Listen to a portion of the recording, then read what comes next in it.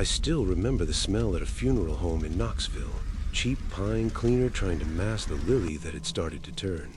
My buddy Jake had gone quick, heart attack at 38, leaving a wife and 2 kids who looked at the casket like it might open if they stared hard enough. I'd driven down from Ohio for the service, promised his mama I'd say a few words, but mostly I just stood in the back with my hands in my pockets, feeling the weight of every mile I'd put between us since high school. When it was over, the sky had already gone bruise purple, and the thought of another night in that cramped motel off I-40 made my skin crawl. I told myself the back roads would shave an hour off the trip home, maybe let me outrun the grief a little. Route 52 wasn't on any map I trusted, just a dotted line locals scratched in pencil when you asked the quickest way north. Pine Hollow wasn't even a town, really, just a blink of rusted mailboxes and a single caution sign half swallowed by kudzu. I took the turn anyway. The headlights carved tunnels through the dark, pines crowding so close their needles scraped the roof like fingernails. My phone had dropped to 1 bar hours ago, then none, and the radio dissolved into static that sounded almost like breathing. I kept the windows up even though the cab was stuffy. Something about the way the fog pressed against the glass made me feel watched. Coffee, that's what I needed, something to keep my eyes from sliding shut. I'd been running on fumes since the cemetery, the kind that come from too many handshakes and too many "he was a good man's" that tasted like lies. That's when I saw the glow. Not steady, not welcoming, just a sickly flicker, like a bulb about to burn out. The sign hung crooked over a squat cinder-block building, May's All Night Eats. The E and Eats buzzed and died, then flared again. One pickup sat in the gravel lot, a '72 Ford with primer patches and a bumper sticker so faded I couldn't read it. No other cars, no highway noise, just crickets and the low throb of a generator somewhere behind the building. I killed the engine and sat there a second, listening. Nothing. My bladder nudged me forward. The bell over the door gave a tired jingle. Inside smelled of bacon grease and bleach, the kind of clean that never quite wins. Booths the color dried blood, Formica tables scarred with initials. A jukebox in the corner glowed but stayed silent. Behind the counter stood a woman in a pink waitress dress 2 sizes too big, apron tied tight like she'd lost weight and never bothered to replace it. Her name tag read May in chipped red letters. She didn't look up from wiping a glass that was already clean. "Coffee," I said, voice rougher than I meant, black. She nodded once, slow, and reached for a pot that hadn't been there a second ago. The liquid that came out was thick, almost syrupy, steaming like it had just been brewed.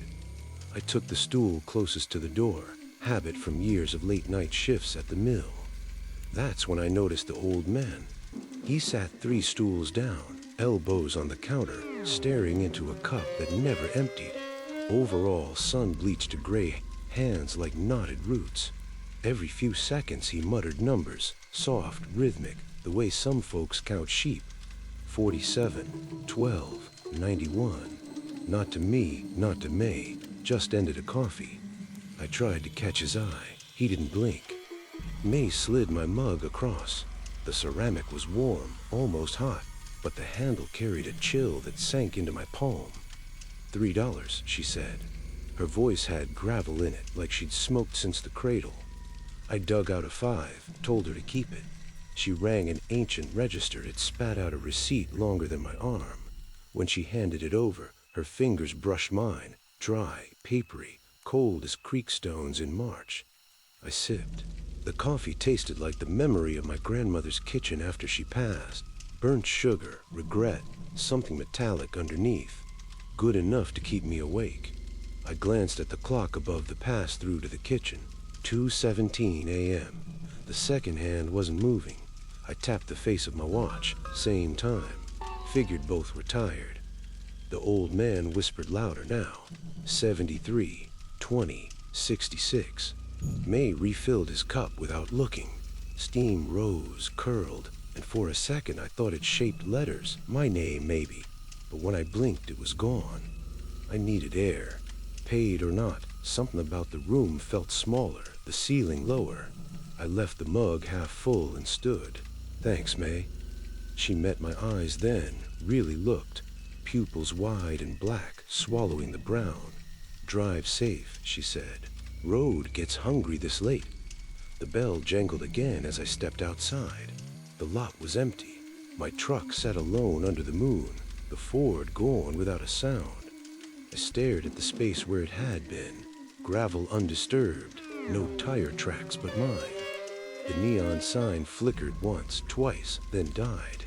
Darkness rushed in like water. I yanked the door handle, locked. Keys still in my pockets, but the engine wouldn't turn over. Not a click, not a grind, dead as a stone. I pumped a gas, slapped a dash, whispered every curse I knew. Nothing. The night pressed close, thick with pine and something sweeter, almost like lilacs left too long in a vase. I looked back at the diner. The windows were black. No glow, no May, no old man. Just send a block and a door it wouldn't open when I rattled it. I pounded once, twice. My knuckles left no mark. The building felt hollow, like shouting into a well. Panic tasted metallic on my tongue. I climbed back in the truck, slammed the door, and sat there breathing fog on the windshield. 10 minutes, 20. The moon crawled west. I tried the key again. Nothing. Then I remembered what my daddy used to say about old Chevys. Sometimes they need to forget where they've been. I turned off the headlights, killed the dash lights, sat in total dark, counted to 100, slow. At 98, the engine caught. Not a roar, just a cough, then steady idle. I eased onto the gas, gravel popping under tires. Didn't dare flip the lights on until I hit pavement a mile later. When I did, the road stretched empty, pines standing guard. No diner in the rear view, no sign, just moonlight on cracked asphalt. I drove till sunrise, windows down, radio off. Stopped at the first gas station in Virginia, hands shaking so bad I spilled coffee on my boots. The kid behind the counter took one look at me and asked if I was okay. I asked about Maze. He laughed, said the place burned in '78, grease fire, took May and 3 regulars with it. Showed me a yellow clipping taped inside the register, black and white photo with a rubble, May's name in the caption. Same face, same eyes. I still take the interstate now, even if it adds hours. But some mornings I wake to the smell of burnt sugar in the cab. The passenger seat has stains, dark rings that weren't there before. I scrub them with a upholstery cleaner, but they come back darker, wetter. Last week I found a receipt wedged under the mat. $3, no change. Handwritten on the bottom in red ink. Drive safe. Road gets hungry. I don't stop for coffee anymore. I never believed in shortcuts until the day they almost took Sarah from me. We were heading back from a long weekend in Asheville, the kind where you promise yourself you'll hike every trail and end up drinking craft beer on patios instead. Sarah had found this secret route on some offline map app, said it would shave 40 minutes off the drive to Charlotte, get us home before the Sunday traffic clogged I-40. I was skeptical, but her eyes had that spark, the one that still made my chest tight after 3 years together. So I let her punch the coordinates into the GPS and took the exit onto a 2-lane blacktop that narrowed quicker than it should have. The pavement gave out after 10 miles, turning to washboard gravel that rattled the fillings in my teeth. Pines pressed in from both sides, their trunks so close I could read the scars left by old logging chains. Sarah rolled her window down, let the wind whip her hair, and laughed when I griped about the dust coating the dashboard. "Smells like Christmas," she said, and for a minute it did, sharp resin and cold earth. Then the signal bars on my phone flatlined. The GPS voice cut out mid-sentence, and 1/4 mile, turn. Static swallowed the rest. We should have turned around right then, but the road kept going, and backing up on that narrow track felt riskier than pushing forward. Mailboxes started appearing, rusted metal boxes on cedar posts, every one stenciled Holloway in faded reflective letters. No houses in sight, just the boxes marching alongside us like centuries. Sarah traced a finger over the map on her lap. Maybe it's a family name, she offered. I didn't answer. Something about the repetition crawled under my skin. The first building we passed was a clapboard church, paint peeled to gray, windows boarded with plywood that had warped from years of rain. A hand-painted sign out front read, Widow's Gap Baptist, EST 1893. The parking lot was cracked weeds, but the front door stood open a finger's width, rocking gently as if someone had just stepped inside. Sarah leaned forward. Creepy, she whispered, half joking. I eased off the gas. That's when we saw the playground. It sat 50 yards behind the church, a rusted swing set in a metal slide bleached bone white by the sun. No children, no laughter, just a slow creak of chains as two swings moved in perfect unison, back and forth, back and forth. No wind. I remember that clearly. The air hung heavy, thick with the smell of wet leaves. Sarah's hand found my arm. Let's keep going, she said, but her voice had lost its sparkle. The gravel narrowed again, pines knitting overhead until the sky was a thin blue ribbon. Dust came fast in the mountains, and the headlights carved pale tunnels that ended in darkness. I was doing maybe 20 when the figure stepped into the road. She couldn't have been more than 8, barefoot in a yellow sundress to color a old mustard. Hair the shade of corn silk hung limp past her shoulders. One arm raised, palm out, the universal kid signal for stop. I braked hard, tires skidding on loose stone. Sarah gasped. The girl didn't flinch. She just lowered her arm and pointed down the road, then started walking. No hurry, bare feet silent on the gravel. Daddy's truck broke, she called, voice high and thin, carrying farther than it should. I looked at Sarah. She looked at me. Helping a stranded kid felt like the only decent option, even if every instinct screamed otherwise. I rolled the window down. How far? The girl didn't answer, just kept walking. We followed at a crawl. The road twisted deeper into the hollow. No more mailboxes, no more church, just trees and an occasional glen of a creek through the underbrush. The girl stayed 20 feet ahead, never looking back. Sarah kept twisting in her seat, checking the side mirrors. I don't like this, she muttered. I didn't either, but the idea of leaving a child alone out here felt worse. 10 minutes in, the gravel petered out entirely. The Jeep's tires crunched over pine needles and moss. The girl stopped at a rusted cattle gate half hanging off its hinges. Beyond it, the track vanished into a wall of rhododendron. She turned then. First time I saw her face full on. Pale, freckles across the nose, eyes too large, too dark. This way, she said, and slipped between the bars like smoke. I killed the engine. Silence rushed in, thick as creek fog. Sarah's hand was ice in mine. We check the truck, we leave, I said. She nodded, but her eyes stayed on the gate. We followed the girl's footprints, small, bare, pressed deep into the soft earth. They led maybe 30 nars before the underbrush closed overhead. The air grew colder, damp seeping through my flannel. Somewhere water dripped, steady as a clock. Then the prints stopped, just stopped. No scuff, no turn, no sign she'd stepped off the path. The ground ahead was undisturbed moss and leaf litter. Sarah's breath hitched. Where'd she go? I called the girl's name, didn't even know it, just yelled, "Hey, kid." My voice bounced back wrong, muffled, like the trees swallowed it. We stood there, two city idiots in hiking boots, while the light bled out of the sky. Sarah pulled out her phone, shook it like that might bring the signal back. Nothing. That's when we heard the humming, soft, tuneless, coming from everywhere and nowhere. A child's voice, but layered, like multiple kids singing the same note slightly off-key. Sarah grabbed my sleeve. We need to go, now. We backtracked fast, half running, branches snagging our jackets. The gate loomed ahead, but when we reached it, the Jeep was gone.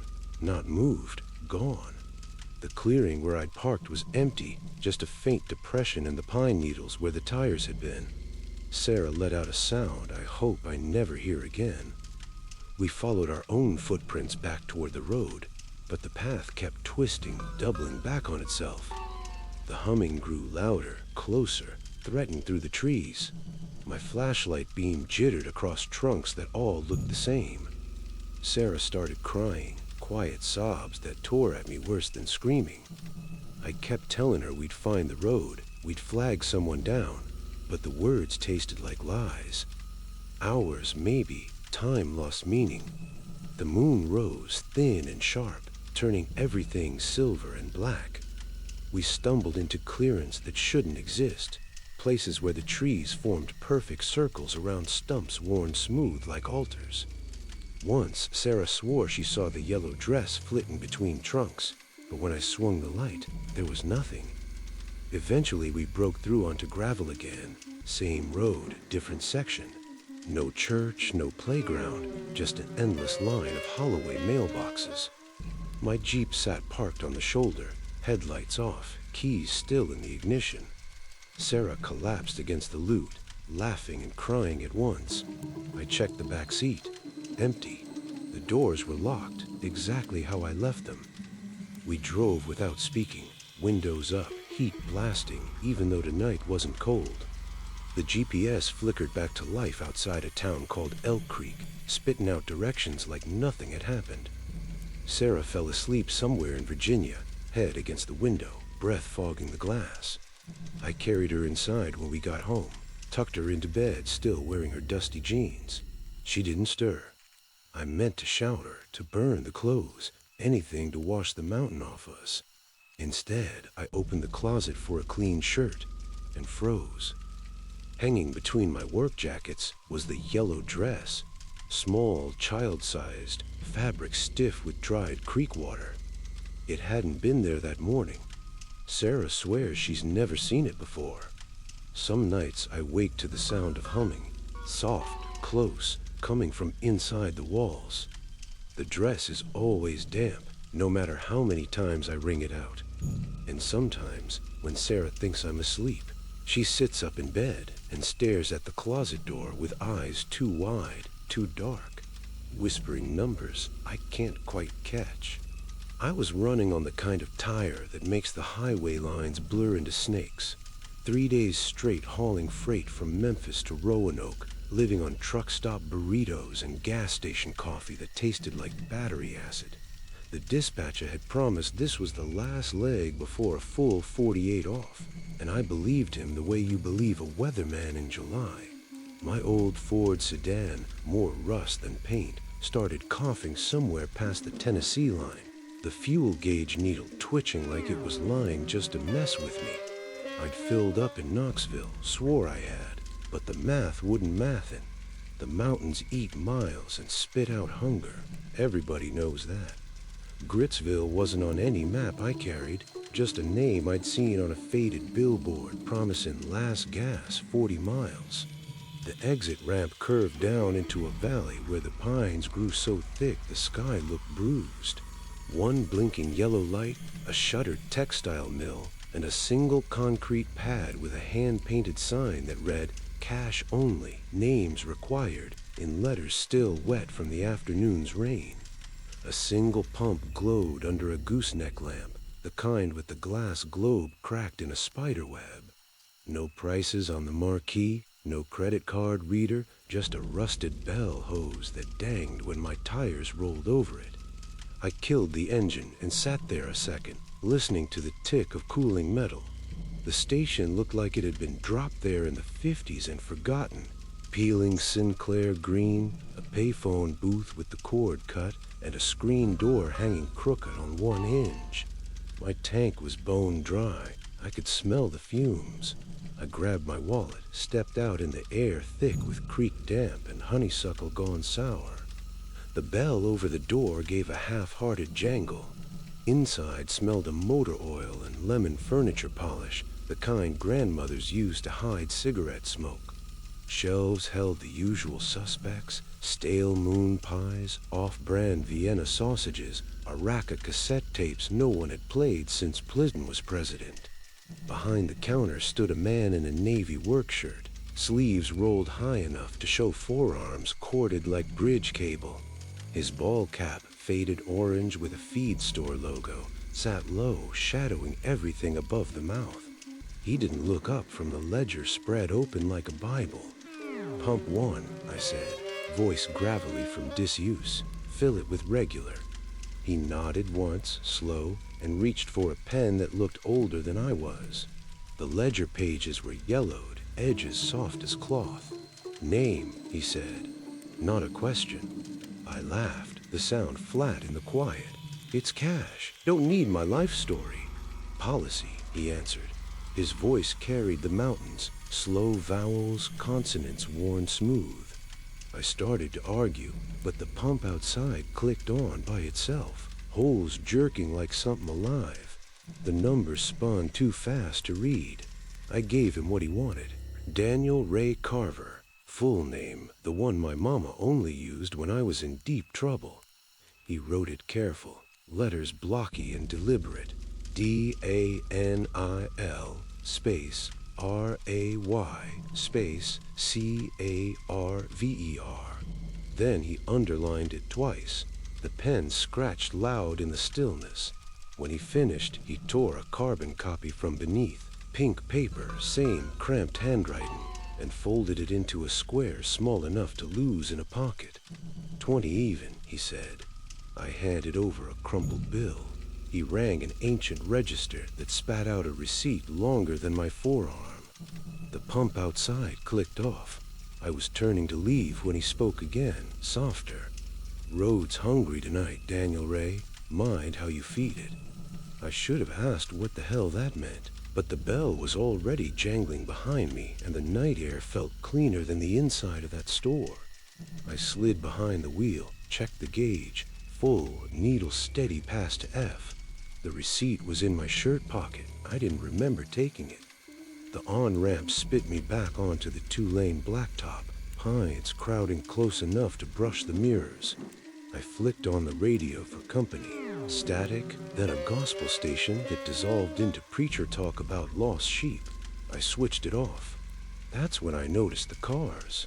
Every vehicle I passed had the same temporary tag in the back window. White paper, red numbers, my birthday printed bold. 03-17-82. A pickup with a camper shell, a minivan full of silhouettes, a logging truck stacked high with pine logs. Same tag, same date. I blinked hard, rubbed my eyes with the heel of my hand.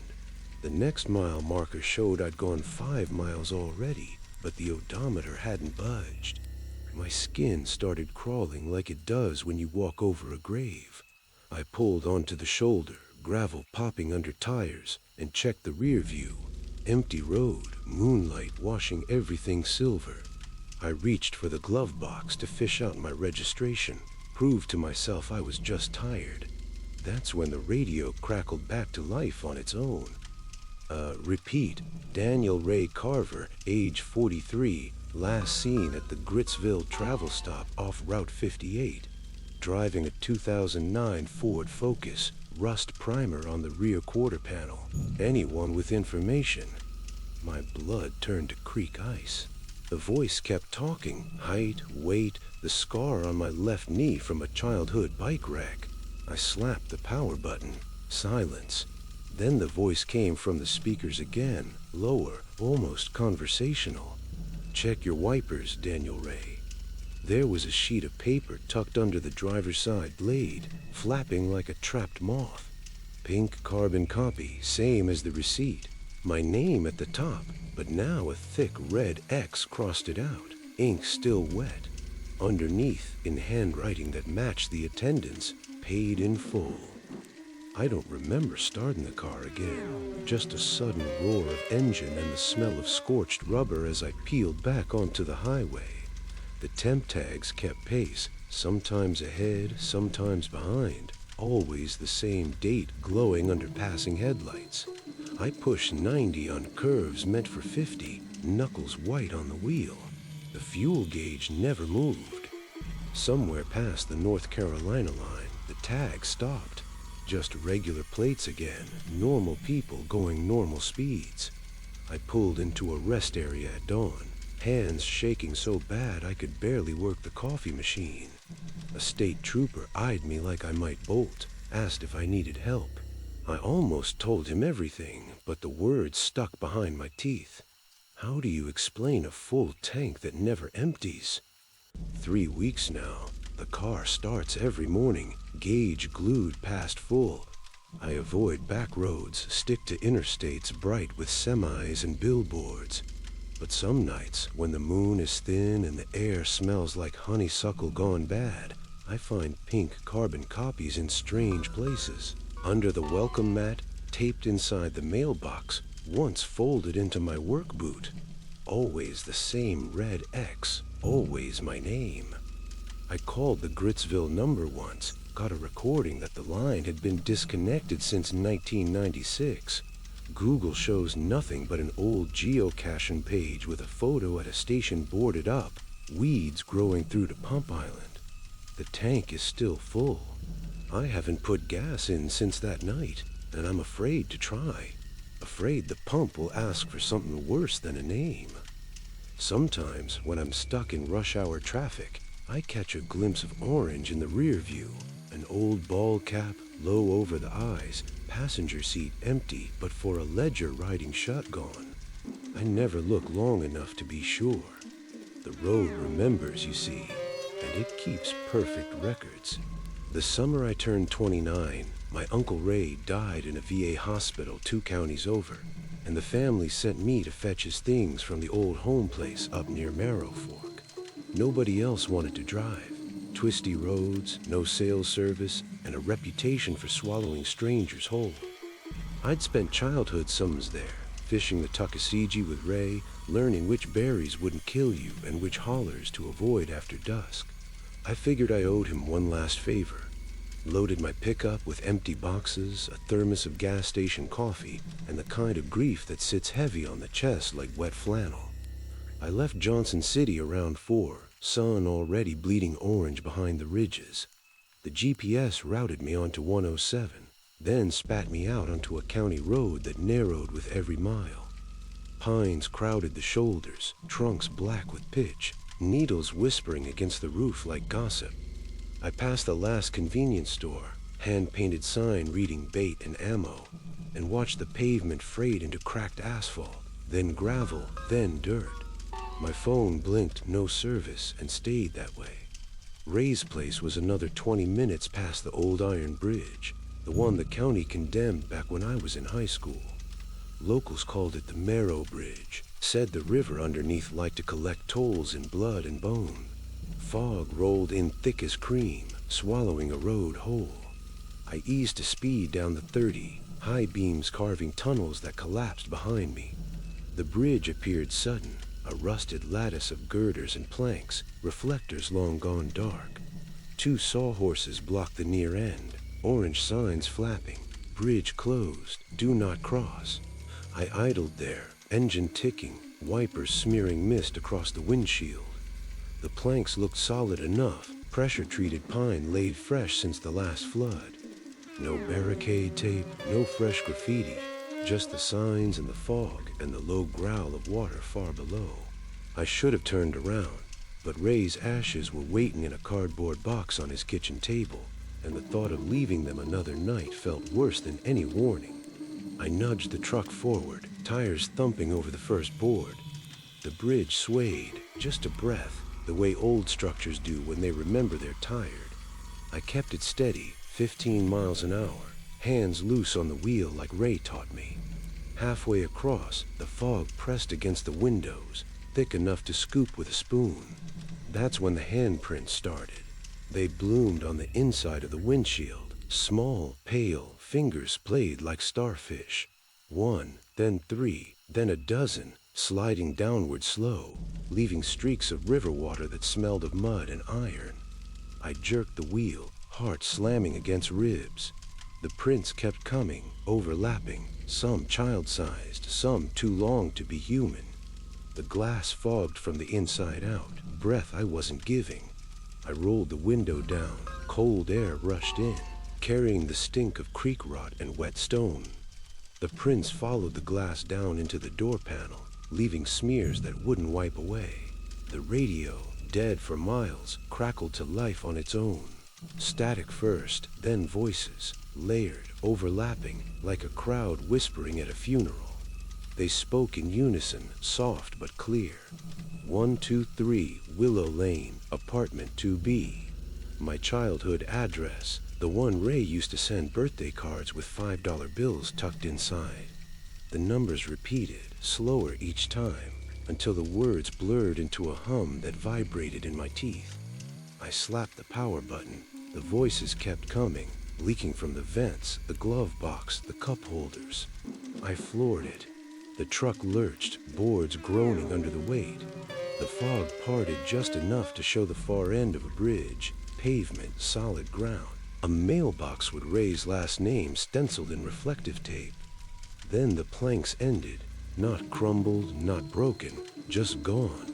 The truck nosed into empty air, headlights stabbing down into the ravine where the river churned black and hungry.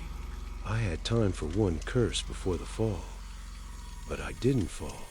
The truck hit something solid, pavement, smooth as a parking lot. The impact jarred my spine, coffee sloshing across the dash, but the engine never stuttered. I was on the far side, tires humming over fresh asphalt, the bridge already shrinking in the rear view. No drop, no crash, no river, just the road stretching ahead between walls of pine, fog thinning like breath on cold glass. I drove the last miles to Ray's place on autopilot, knuckles white, palms slick. The cabin looked smaller than memory, clapboard siding gone silver, porch sagging under the weight of honeysuckle. Inside smelled of wood smoke and the menthol rub Ray used on his knees. His ashes sat on the table exactly what a hospice nurse said they'd be, next to a stack of unpaid bills and a note in his spidery handwriting. Burn what you can't cap. I packed what mattered, his dog tags, the photo of him and Daddy at the '72 State Fair, the carving knife he used the widow whistles for me. Left the rest for the mice. I didn't sleep, sat on the porch with a lighthouse and Ray's old .38, listening to the river mutter down in the hollow. At dawn I drove back the way I came, expecting the bridge to be a skeleton of rust and ruin. It wasn't there at all, just a ravine, steep and green, the river a silver ribbon far below. No girders, no planks, no signs. A county worker in an orange vest was stringing caution tape across the gap, sipping coffee from a thermos. I rolled down the window. When they take the bridge down? He looked at me like I'd asked about flying saucers. Never was a bridge here, buddy. Not since the flood of '89. You crossed that on foot, you swimming with the catfish. I still smell a river on my hands when it rains, mud and decay, the scent of something dredged up from the bottom. The smears on the windshield never fully washed off. They're faint now, like frost patterns, but they darken when storms roll in. Some nights I wake to the sound of water dripping inside the cab, though the truck's been parked in the garage for weeks. And once, parked outside the grocery store in broad daylight, the radio whispered my old address again, slow and deliberate, like a promise being kept. Ray's ashes sit on my mantle, still in their box. I can't bring myself to scatter them. The river already took its toll, and I'm not sure what's left of me is mine to give away. I'd been driving those mountain roads for 12 years, hauling everything from Christmas trees to moonshine ingredients, and I thought I knew every pothole between Boone and Bristol. That August, though, the heat sat on the ridges like a fever, and my old Dodge was running hotter than a preacher's collar on Sunday. I was coming down off the parkway with a load of heirloom tomatoes for the Asheville market, radio spitting gospel static, when the left rear tire blew with a sound like a shotgun in a canyon. The truck fishtailed, crate sliding, and I wrestled it onto a gravel turnout just past a hand-painted sign, Mercy Hollow, 3 miles. I'd never heard of the place, but the spare was flat too. Must have picked up a nail back in Sugar Grove. And 3 miles on a rim felt shorter than 20 on the shoulder waiting for a tow that might never come. The road into Mercy Hollow dipped and twisted through laurel thickets so dense the sunlight came in shards. My phone had dropped bars an hour earlier. The tomatoes were sweating in their crates, and the smell of bruised fruit filled the cab. I limped along at 15, rim grinding, until the trees parted and the town square opened up like a photograph left too long in the sun. Red brick storefronts, white awnings faded to gray, a single traffic light blinking yellow over an intersection no one was crossing. A barber pole spun lazy red, white, blue stripes, though the shop windows were dark. Across the street, a soda fountain sign promised cherry smash, 5 cents. The paint cracked but proud. Everything looked 1955, down to the Chevrolet Bel Air parked at the curb with chrome so bright it hurt to look at. I rolled to a stop in front of the mechanic's garage. Cinder block, 2 bays, a hand-lettered sign reading, Heek Hickory's Repair. The roll-up door was open, but no one moved inside. The square itself was quiet, the way deep winter is quiet, the kind that makes your ears ring. Old folks sat on every porch and bench. A woman in a floral housecoat rocking though the chair never creaked. A man in suspenders staring at a checkerboard with no pieces. Another in a straw hat whittling air. None of them looked up when my door groaned open. The heat shimmered off the pavement, carrying the scent of honeysuckle and hot iron. I cleared my throat. Afternoon. Blew a tire back on the ridge. Need a patch or a spare if you got one. Silence answered, thick as felt. Then from every direction, a single clap. Sharp, dry, perfectly timed. Hands coming together once, then still. The woman stopped rocking. The whittler's knife froze mid-air. Even the barber pole seemed to stutter. My skin prickled like I'd stepped on a yellow jacket nest. I tried again, louder. Anybody got a jack? The mechanic appeared in the garage doorway as if the clap had summoned him. Tall, raw-boned, maybe 60, with a face carved from walnut and eyes the color of creek ice. Grease blackened his fingernails, but his overalls were clean, pressed even. He didn't speak, just studied me the way you study a storm cloud deciding whether to hail. Then he tilted his head toward the truck and walked inside, boots crunching on grit.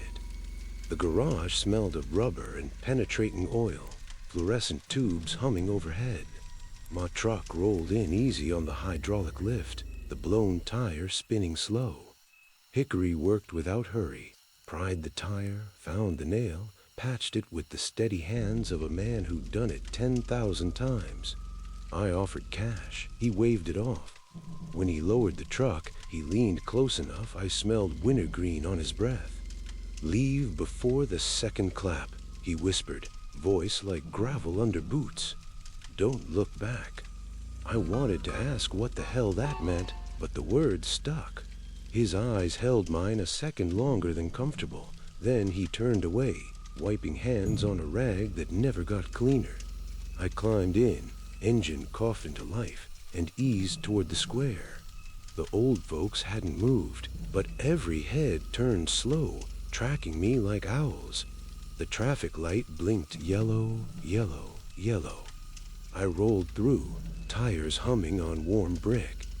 Dusk came purple and sudden, the way it does when the mountains swallow the sun. I was maybe a mile out, pines closing in again, when the rearview mirror caught movement. The square behind me, shrinking with distance, filled with motion. Every porch, every bench, every shadow lifting hands in perfect unison. The second clap rolled across the valley, low and deliberate, a sound that rattled my teeth and settled in my chest like a stone. I floored it. The speedometer climbed, curves coming too fast, tomatoes sliding in their crates. I didn't look back again. I hit the parkway doing 80, heart hammering so I tasted copper. The radio stayed off. I didn't want to hear what might come through the static. Night fell complete, stars sharp as broken glass. I stopped once, just past the Virginia line, to check the spare still bolted under the bed. The rubber was warm, almost hot, and pressed into the sidewall were fingerprints, small, perfect, deep enough to show knuckles. Child-sized, maybe, or a woman's. They ringed the tire like someone had hugged it hard enough to bruise. I scraped at 'em with my thumbnail. The rubber flaked, but the print stayed. I don't take that route anymore, even when the GPS swears it's faster. Some nights, when the moon is thin and the air smells like cut hay, I wake to a single clap outside the window. Sharp, close, patient. The spare tire hangs in my garage now. Fingerprints darker every season, like they're sinking deeper into the rubber. I keep meaning to throw it out, but my hands won't wrap around it. The town's still there on the map, a tiny dot no bigger than a pinprick. But the road that leads in never quite matches the one I remember. And sometimes, driving past quiet squares in other small towns, I catch an old person on a porch lifting their hands slow, waiting for the rhythm only they can hear. I keep driving.